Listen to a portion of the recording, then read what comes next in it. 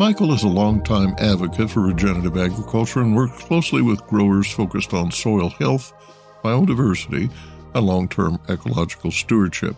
He is Nutrition Initiative Chair at the Global Wellness Institute, a former director of the Highland Springs Resort in Los Angeles, and a graduate of the University of British Columbia. Michael, it's good to see you. Thanks for joining us on the T-Biz podcast.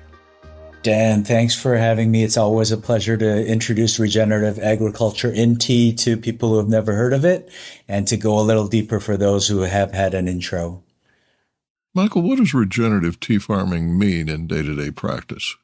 So it's a little too vast to go into all the details, but from our field level, what I can tell you is that it really starts with what we don't do first, right? So no irrigation. All our tea trees are watered by rainfall, so no synthetic inputs.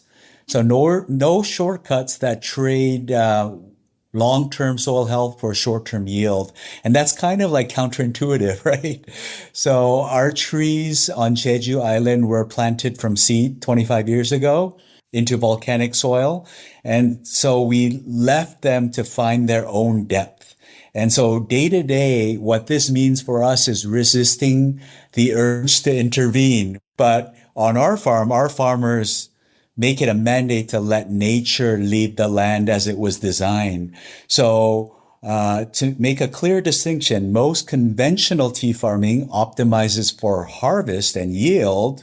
Regenerative farming optimizes for the conditions that make harvest possible decades from now. So it's really a long-term vision. One of the striking ideas here is that regenerative farming often begins with restraint rather than intervention. No irrigation, minimal disturbance, letting the plants interact naturally with its environment. Why is tea naturally suited to regenerative agriculture? That's exactly it. And then the key component to all of this is when you allow nature to grow and cultivate the teas. My question to everyone is, logically, don't you think you're going to get a better tasting, better quality tea rather than someone who puts all these synthetic inputs in using petroleum-based fertilizer, like synthetic chemicals? So regenerative agriculture is really about going back to the basics. What changes are happening below ground in regenerative tea systems? So tea as a perennial is actually very well suited to regenerative principles. So, for example, the root systems run deep, especially if you plant by seed instead of transplant by cuttings. The taproot is going straight down into the soil. So some of our trees are 30 feet.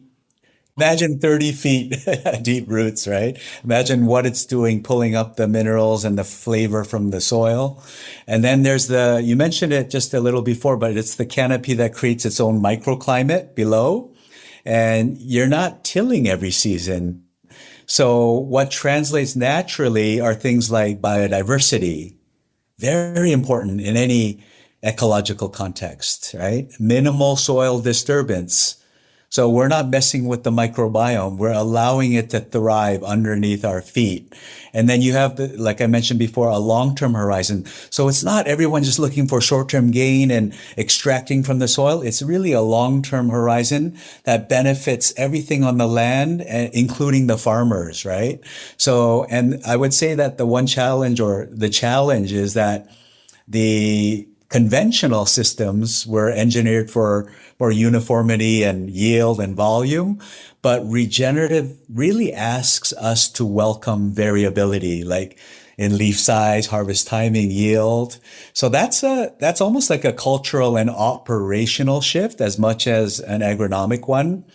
And I would have to say the toughest stuff that when I speak to other tea farmers is that anyone doing it the conventional way, almost you have to unlearn optimization. Soil health is frequently described as the foundation of regenerative farming. What changes in soil management or cultivation practices are you experimenting with in these tea gardens?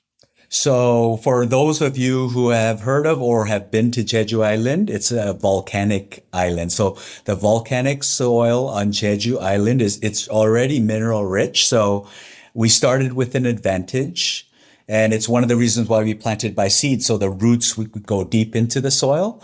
And so the practice is to protect the soil rather than like extract from it. So no tilling, no synthetic fertilizers that disrupt the soil microbiome, allowing the leaf litter and the organic matter to build the topsoil naturally over time. And then we have the ocean proximity, which really matters, like the air, the moisture, the salinity. It actually flavors our tea, right? And then we think of the soil as a living, holistic system that we're actually participating in. It's not a medium we're managing. So that's the big mindset shift, right? And then the biggest shift I would say is patience, where the soil health is measured for the long term, like decades, not like a year or like even seasons. What evidence suggests regenerative systems remain productive over time?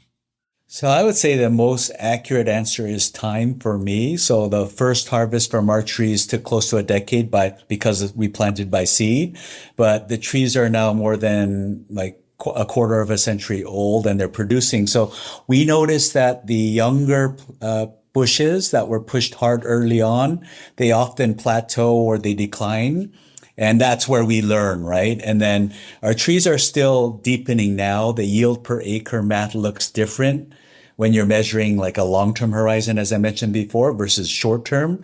So the real evidence that I would point to is root depth, which I told you before, like 10, 20, 30 feet deep into the soil, depending on the duration. And then the soil biology, which points to the health of the soil microbiome and how life is coming from the soil and contributing to the tea crop, right? And then the consistency of the leaf quality year over year without the synthetic inputs that we talked about earlier. So our land is getting healthier. It's not depleting over time. And that is really the greatest evidence because you can see it, you can feel it, and you can taste it from year to year. And when we go into scientific evidence, there are wonderful organizations like the Rodale Institute. They're like the father of regenerative farming here in America. And they are doing tests all the time. They have an organic, they have a conventional, they have a regenerative organic farmland next to each other, and they're constantly doing tests over the long term. And so now that they've been doing it for many, many, many years, there's very robust scientific evidence that regenerative practices actually yield on par or more than conventional. If regenerative agriculture expands, how might tea estates measure success differently? So the metrics really have to expand, like the yield per acre and cost per kilo. These are real things, and estates, we can't ignore them, right? But we're measuring the wrong time window.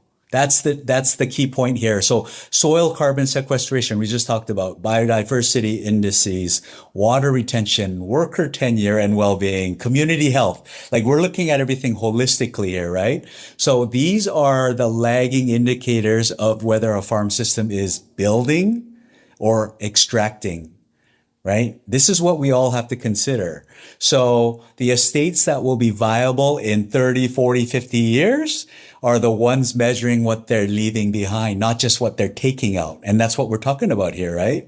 So a strong, like purpose-driven framework is actually built around this shift from extraction metrics, which is the majority, to stewardship metrics.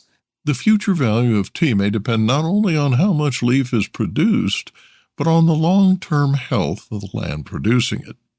Michael, thank you for joining us on the Tea Biz podcast.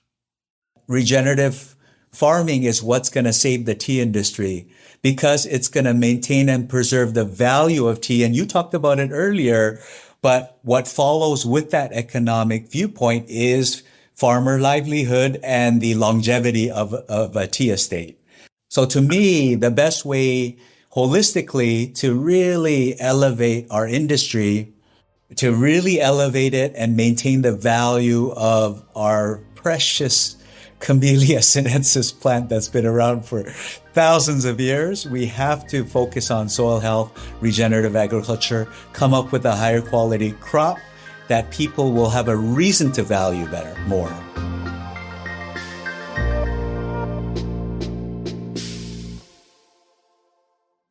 Produced by Audavita Studios. Connect your voice to the world.